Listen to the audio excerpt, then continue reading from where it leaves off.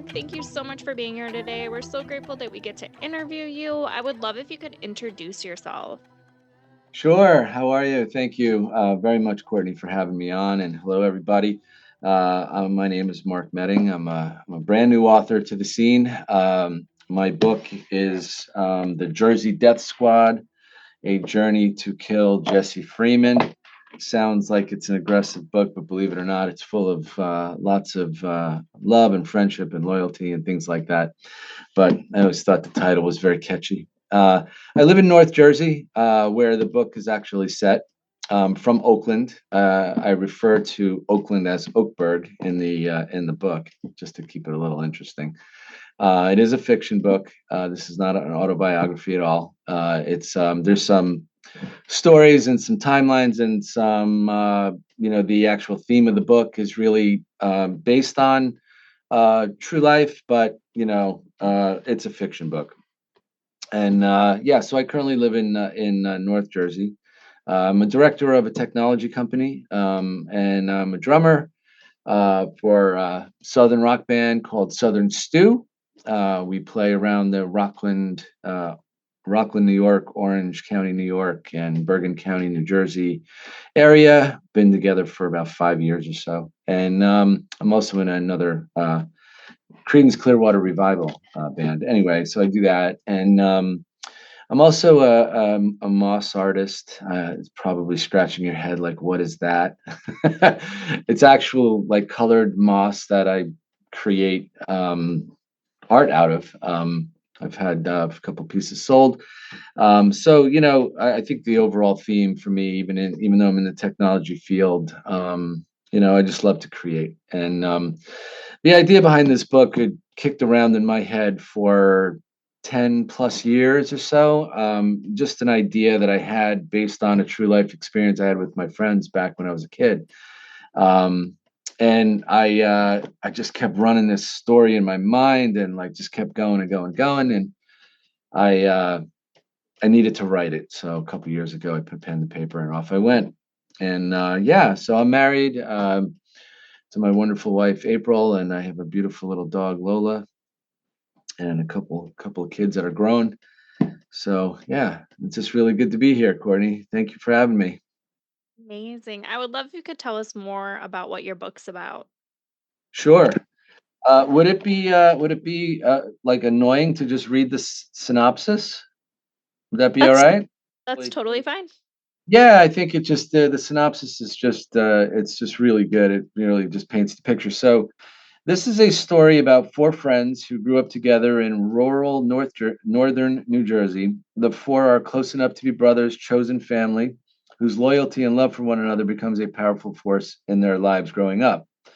But when the boys witness a tragic accident befall a local police officer, they are severely impacted, especially upon learning the full extent of the injury.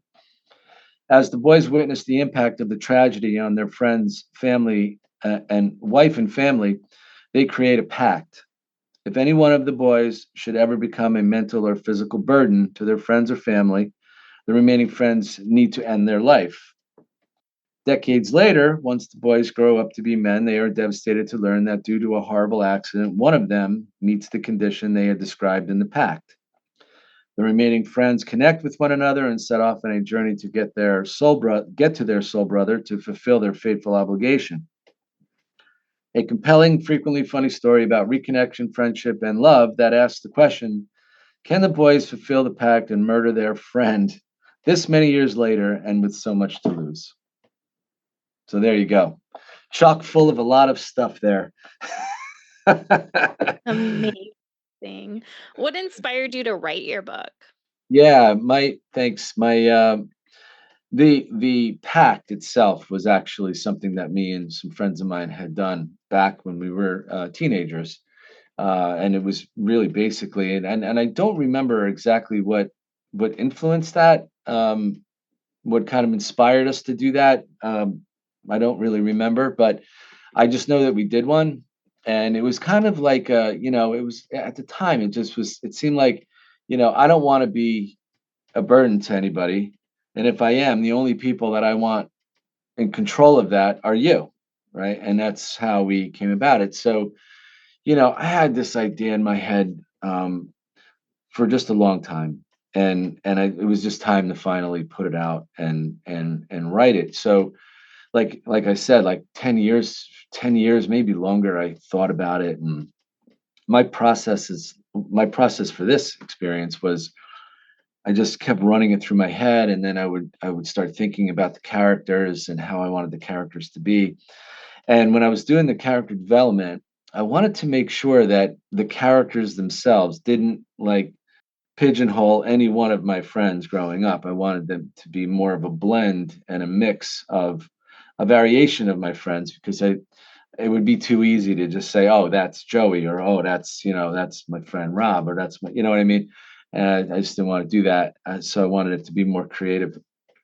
And yeah, so finally, like a couple years ago, I said, "That's it. I got to do it." And I just started blasting on pad and paper, and I just started writing, and I started writing the theme, and I started writing the characters, and I started writing all these funny anecdotes, and just that's how it happened.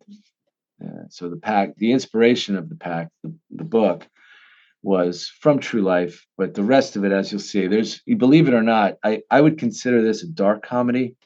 Um, Mainly dark because of the theme, going to Colorado to murder their friend.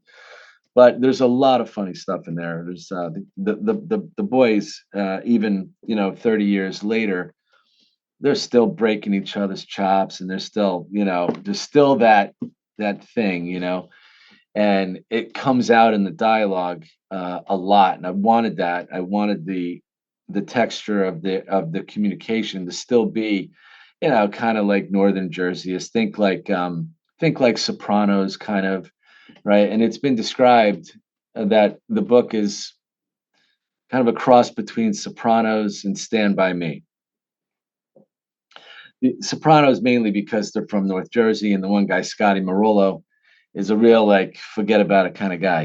He's like, he wears a tracksuit. It's like what you would see on The Sopranos, right?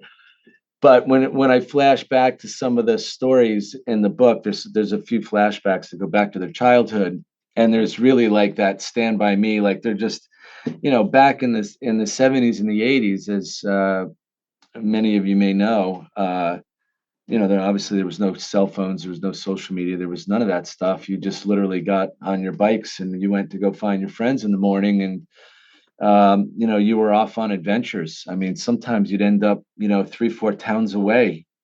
And my parents, it's so funny, like how it was growing up then. You came home when the street lights came on, or you heard your mom's voice to come home for dinner, and that kind of stuff. And that's how it was. So I wanted that also to kind of shine through in the book. I wanted that experience because it was kind of a special time for me growing up, and I wanted that to be part of the flavor of the book as well. So you see that, like the adventures and the trouble, they're slight slight derelicts, the boys.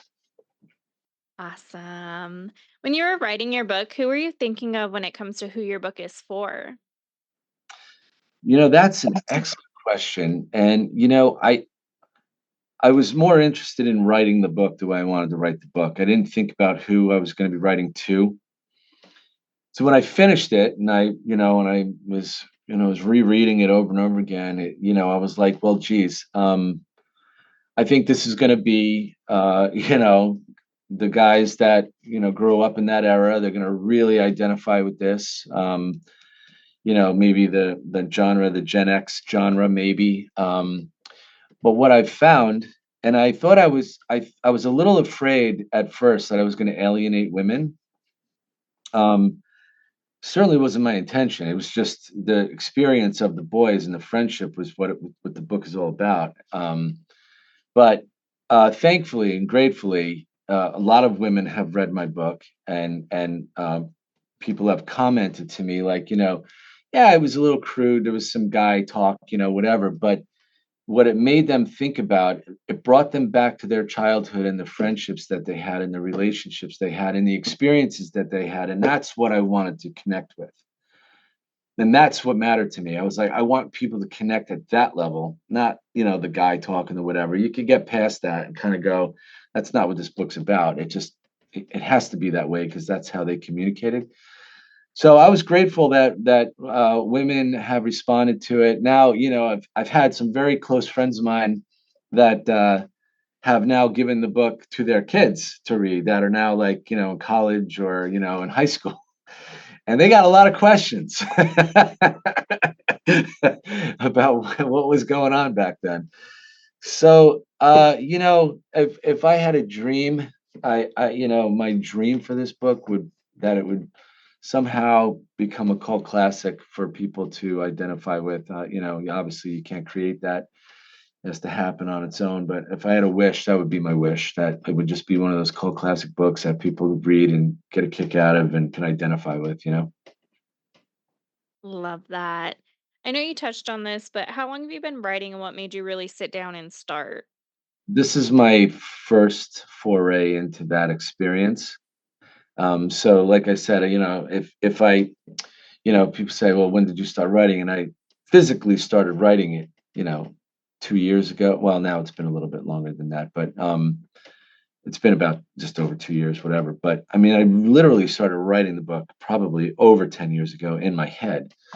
Um, and the motivation, like I said, I'm a creative guy. I'm an artsy kind of guy. I'm a creative guy. I like to create. And this is just another medium that I never really went down that path before. And this this idea was just in the back of my mind, just needling at me constantly. Like, and I would talk to my friends and I'd be like, what do you think about the concept of this idea of a book? And they were like, that's phenomenal, man. You need to write that, and I was like, yeah, okay. And then finally I just went for it. Yeah. Amazing. What is your schedule like when you are writing a book? Um, that's interesting because I when I devoted the time to it, I made the time to write. So there wasn't like any set time. I was just like, if I was if I was having if I finished work and I had a couple of hours before or whatever, I would sit and I would just start hammering down and I would just start, plugging away and writing and see what came out of it. And then I would start reworking it. And if that was 3 or 4 hours of sitting, then that was 3 or 4 hours of sitting. Or sometimes I would just sit for an hour because I had an idea. I'd be like, I got to get that down. I got to get that story down because that's exactly how I wanted to kind of sound in the book. So I didn't really have a schedule. I think for my next one, which I am going to write another one, um, I'm probably going to need to have a schedule, but I already have an idea in my head about what I want to write about. So I'll let you know. I didn't really have a set schedule. I had to kind of write when I could, you know. And fortunately, I have a schedule that I manage myself. My job. I'm on with my job 24/7, 365. I'm never off. So if I need to take a couple of hours, here and there, whatever, just to get stuff down, I just had a pad with me at all times. So, What do you need in your writing space to help you stay focused? um, I didn't have any issues with focus on this one because I had it kind of, I like I said, I was basing this a lot on like real life experience. So I was drawing from a lot of that. So I didn't need a lot of outside sources to kind of, keep me focused. Um, Thankfully, I'm a fairly focused person. When I want to do something or when I want to dive into something, I'm going to dive into it. And there's not really anything that's going to get in my way of it, you know? Love it. What is your favorite writing snack and drink? Well, I'm really boring, Courtney. I got to be honest with you. I only drink water. I mean, But I am definitely a snacker, and I love salted peanuts and popcorn, salty stuff. I could sit, if I'm working away on a project for work or something like that, I usually I have almonds on my desk. I have a bag of popcorn. I got peanuts in a cup over here, so I'm a snacker. And that's like a comfort for me. I don't know what it is about that, but it's a comfort. Usually that is what I have. Amazing. What type of books do you personally enjoy reading? I really like crime thrillers. I really love James Patterson's style of writing. I also am a big fan of Stephen King, Nelson DeMille, Tom Clancy. I like that kind of stuff. But then again, I also I'm a big fan of like spiritually based writings as well. Um, Not really like it's not like something that just every once in a while I need something different. I got to get out of like the fast pace of a crime drama and read something a little more soothing. I am in the middle of reading Lord of the Flies. I decided to I wanted to go back and read some classics, like I've never read Moby Dick, and that's the next one on my list. Like things like that. Like I've never read some of the old classics, and I want to. So I literally just started reading that like about a week ago, and I'm into it. Yeah, completely different writing style than mine. But uh, yeah, so I'm enjoying that right now, getting into some of the classics. Love it. Are there any books or authors that inspired you to become a writer? Well, I would say even though the genre that I'm writing in this one is, I would say my like if and I think you'll realize when you if you pick up my book, um, very much like James Patterson. My chapters are short. James Patterson's chapters are typically short chapters. My chapters are short. It's a very easy read, and I like that about James Patterson books. I like that you're popping through chapters, and the flow and the descriptiveness of it, and I like that, and I think some of that came through in this. You'll see the detail and the descriptiveness of the book, just in the characters and how you really connect with the characters. And I think that's something that you'll pick up on. You'll see some of that inspiration there. What books did you grow up reading? Did you have an all-time favorite? I really started to get into reading, like in I want to say probably my late teens, early 20s is when I really started to get into it. Um, and I basically only read like Stephen King books. Yeah, like Thinner and Gerald's Game, and some of those books. That's what I could just sit and just get so enthralled. His writing style is so cool, and I was really into that whole sci-fi thing. And then I kind of my father was a big reader. My father could sit and bang through a full novel in like a week, like boom, just and he just read constantly. So he had this massive library of books. So I would just go pluck some of the books off of his shelf, and he had a lot of that, like James Patterson, Nelson DeMille, the guy that wrote The Firm. I forget his name, like that kind of stuff. And so I went from like to reading like Stephen King to getting into that kind of the crime thrillers. And believe it or not, I even read a couple of Daniel Steele books just for good measure, because it's just like it can only take so much of these crime dramas before you just like it's so intense. I gotta like mellow out with like a romantic novel or something just to kind of chill. Um, yeah, so Awesome. On the other side of that, now as an adult, what are your favorite series or authors that if they come out with something, you automatically grab it? I flock to, I still flock to, James Patterson books. I really like them a lot. Like I said, I'm now kind of shifting into reading classics, so we'll see how long that lasts. We'll see how that goes. Love it. What would you tell someone just starting out with reading again? What would I tell them, somebody that's starting to read again? Like what they should start reading? Well, my book, of course, but, uh, actually, it's a short read. It's only like 255 pages, and it's, like, very big font.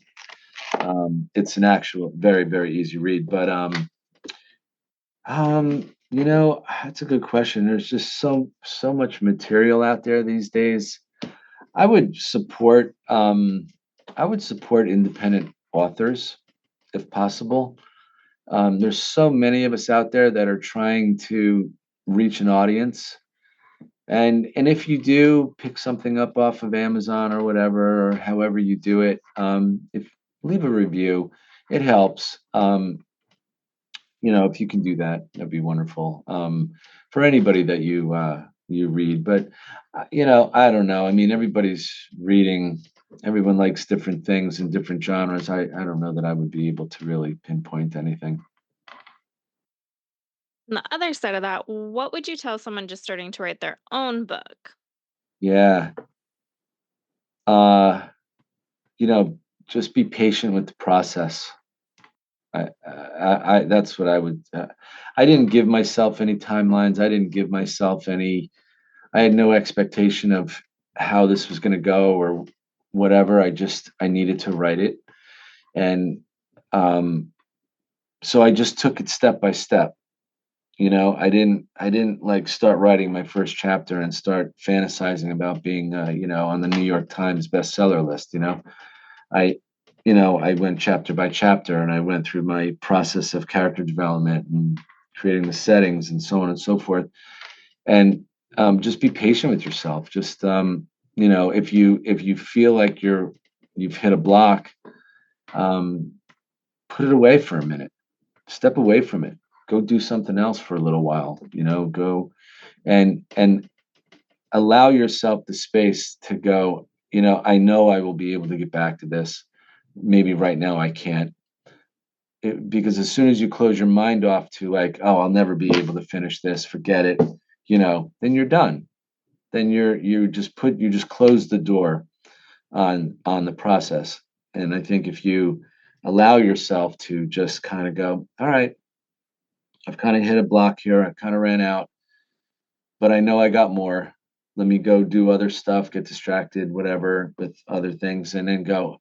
And then all it will take is some thought or some idea or some thing about your book to get you back to it, to go, oh, I got to get that down, or like, okay, and now all of a sudden the floodgates open and the juices are flowing and boom, you know, that's about all I could say is just trust it. And if you really want to write the book, you will. It may not be in the time frame that you think, but lower your expectations about the process. Love it. What is one thing that people are generally surprised to find out about you? That I wrote a book. That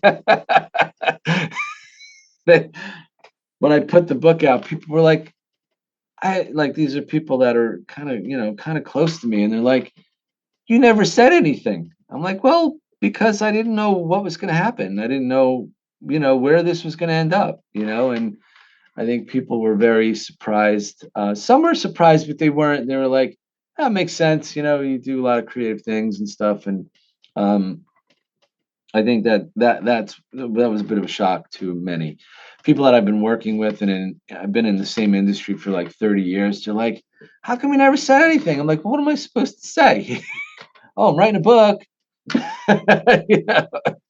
Yeah, well, I'm more like the walk kind of guy. I'd rather like tell you when I'm done and like here you go, than tell you I'm writing a book for the next 4 years and hey, how's that book going? So anyway. Love it, love it. Is there anything you would like to say or add? Um, well, I would say, if you want to be entertained with a quick read, a great summer read, or if you're thinking about, even, I know we're in July, but if you're getting ready, starting to think about holiday stuff, pick up the book. I think anybody that would enjoy a quick read, I would say pick up my book. It's The Jersey Death Squad: A Journey to Kill Jesse Freeman. And try to support some independent authors. There's a lot of really wonderful authors out there. Yeah, I'm not saying not to support the James Pattersons of the world and the Stephen Kings and the whatevers, but you know, um, there's so much material out there from some really talented people that, unfortunately, most will never see or read, just because it's just the nature of how it goes when you self-publish. Um, so I would say that, try to support your independent authors as best as you can. Amazing. Where's the best place for readers to find your book? I know some readers love signed copies. Is that an option? And the best place to connect with you? Yeah, that's awesome. I just scheduled my very first book signing in the town of Oakland, where I grew up, and where the book is actually set at the Oakland Public Library on August 10th from 2 o'clock to 4 o'clock. I'm going to be doing my first book signing, and I am going to be doing book signings around the Northeast. I'm planning to do one out on Long Island. I'm probably going to do another one closer to where I live. And if anybody would like a signed copy, you can go to my website. My website is markmeddingauthor.com. That's MARKMEDING author.com. My contact information is there. If you send me an email, hey, I would love a signed copy. I'm happy to sign one. You can send me an email and I'll sign one and mail one to you. No problem. If you have any ideas of any local libraries, some local bookstores that you'd like me to come to that you think I'd be a good fit, I would love to come do a signing there and meet you face to face and talk about my book and learn about you.